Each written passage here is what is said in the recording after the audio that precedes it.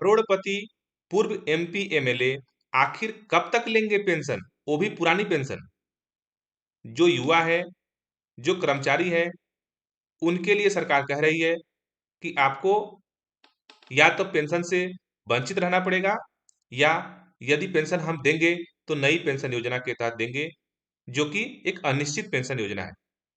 सरकार सेना के जवानों को पेंशन नहीं देना चाहती, बिल्कुल ठीक है। लेकिन आज हम सरकार से यह भी कहना चाहते हैं कि वो नेताओं की पेंशन भी बंद कर दे। अभी हमारे देश के बजट में बहुत बड़ा हिस्सा वेतन और पेंशन में जाता है।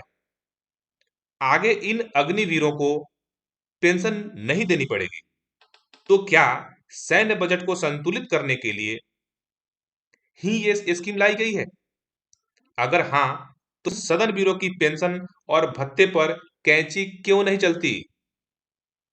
उनके करोड़पति होने के बावजूद देश में सालाना सैकड़ों करोड़ रुपए पूर्व विधायक, पूर्व सांसदों की पेंशन पर क्यों खर्च की जाती है?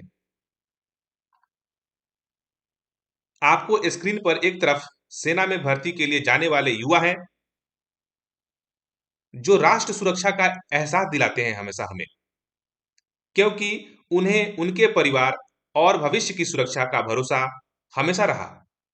अब नई योजना में युवाओं के मन में भरोसे का संकट, तो दूसरी तरफ राजनेता है जिनकी भविष्य की राजनीति और समाज सेवा का चाहे आता पता न हो, लेकिन उनकी भविष्य की सुरक्षा की गारंटी और भरोसा हमेशा इनके पास रहता है।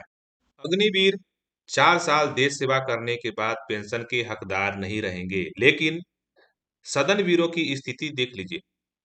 लोकसभा के 35 से 80 पूर्व सांसदों को अभी पेंशन दी जा रही है, जबकि 268 पूर्व सांसदों की निधन के बाद उन पर आश्रित पेंशन पा रहे हैं। राज्यसभा के 508 पूर्व सांसद पेंशन ले रहे हैं, जबकि राज्यसभा के 219 पूर्व सांसदों के आश्रितों को पेंशन दिया जा रहा है। 2017-18 के आंकड़ों के मुताबिक देश में जहां पूर्व सांसदों की पेंशन पर हर महीने 58 करोड़ रुपए की खर्च आ रही थी, वहीं 2018-19 में पूर्व सांसदों की पेंशन पर खर्च बढ़कर 70 करोड़ 50 लाख रुपए प्रति महीने हो गया। साल का हिसाब आप खुद ही लगा दीजिए, कितना पैसा पूर्व सांसदों की पेंशन पे जा रही है। आपकी सैलरी का आपके काम के आधार पर हर साल आपके अधिकारी तय करते हैं कि आपको कितना सैलरी मिलना है, कितना इंक्रीमेंट करना है, क्या स्टेटस रहेगा, कैसे रहेगा। दुनिया के तमाम देशों में भी जनप्रतिनिधि जो है अपनी सैलरी और सुविधाएं खुद तय नहीं करते, खुद फैसला नहीं करते। लेकिन हमारे देश में सांसद सांसद हो या विधायक हो, अपनी सैलरी और अपनी भत्ता का फैसला सदन में आपस में मिलकर आम सहमति बनाकर कर लेते हैं।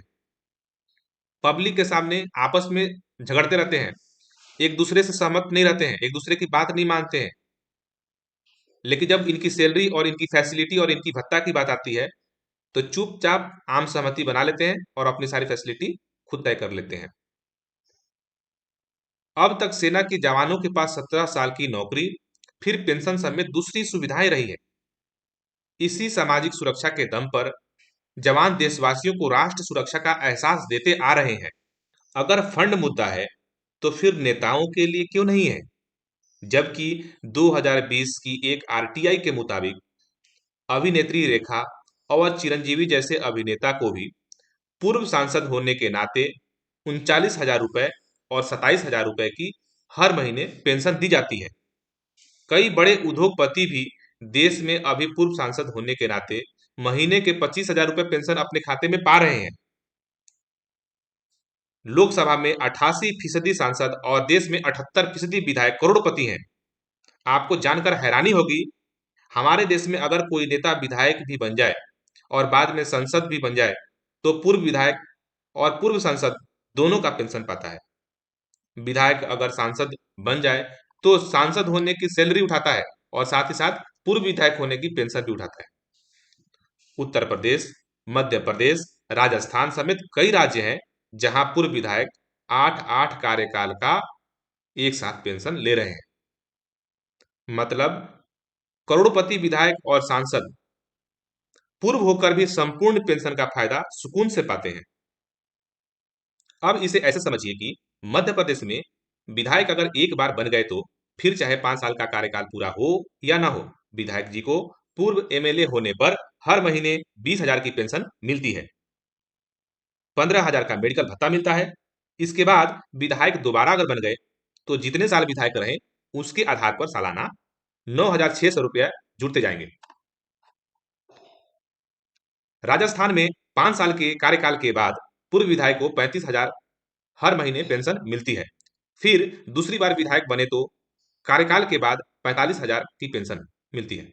झारखंड में एक बार विधायक बने तो 40,000 हर महीने पेंशन दी जाती है।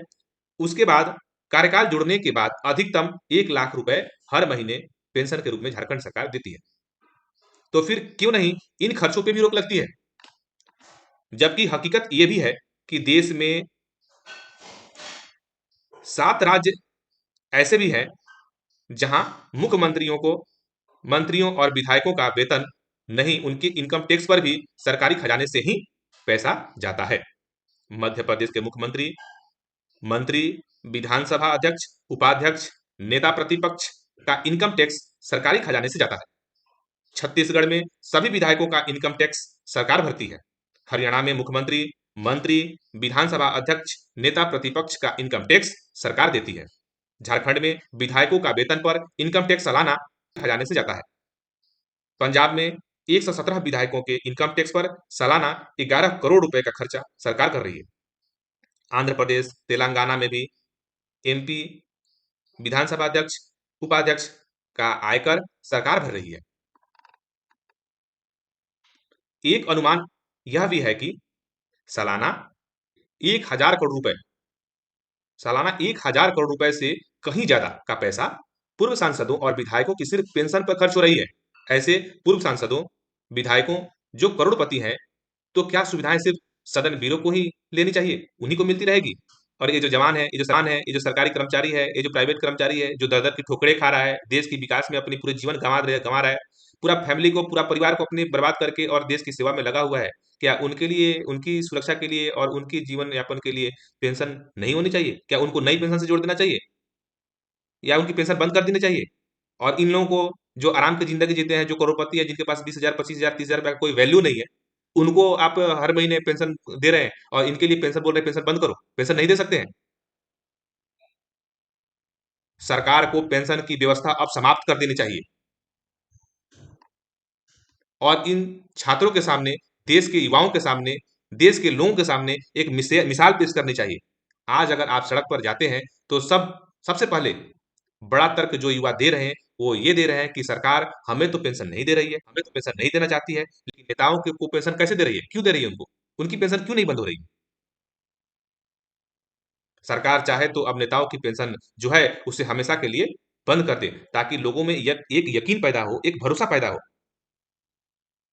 हो सकता है कि सरकारी खजाने पे इसका बहुत, इसके जो सरकारी खजाने पे बचत का इस पर कोई प्रभाव ना पड़े।